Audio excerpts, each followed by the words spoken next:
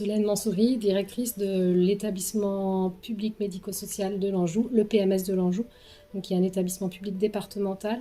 On accompagne essentiellement des personnes en situation de handicap, autant dans le secteur enfance que le secteur adulte, avec une diversité d'établissements et de services en vue de répondre à leurs besoins, à leur épanouissement et leur inclusion dans la cité,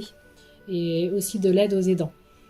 Par rapport à le territoire qui est concerné par la CPTS, nous avons des établissements sur la communauté d'Anjou Bleu Communauté, donc une maison d'accueil spécialisée qui accompagne des adultes en situation de handicap très lourd, notamment polyhandicap, troubles du spectre autistique et troubles psy, pour 48 résidents, et une équipe mobile ressources qui a pour objectif d'évaluer et coordonner le parcours de la personne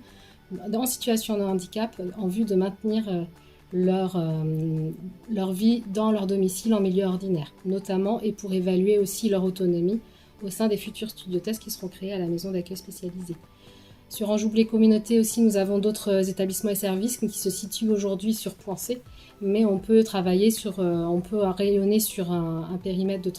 30 km pour des personnes qui peuvent bénéficier de services type accueil de jour,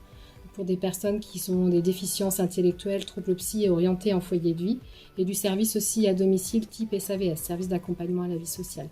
On a aussi un ESAT de 18 travailleurs avec un atelier blanchisserie, un atelier espace vert sur Point C, et un foyer d'accueil médicalisé aussi sur Point C.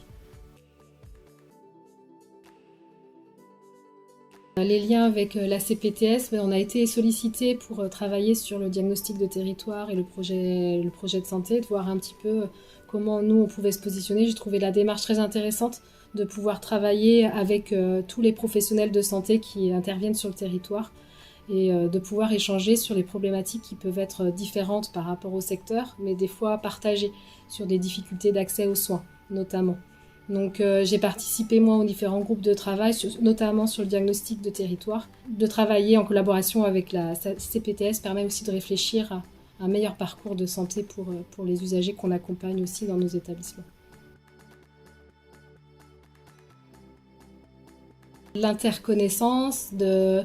l'échange de pratiques et puis et aussi de pouvoir trouver les personnes ressources au sein du territoire quand on peut avoir une difficulté, d'avoir plus de réactivité dans l'interpellation des personnes compétentes. Puis une meilleure connaissance de notre établissement aussi et de nos services qu'on peut apporter aux usagers du territoire.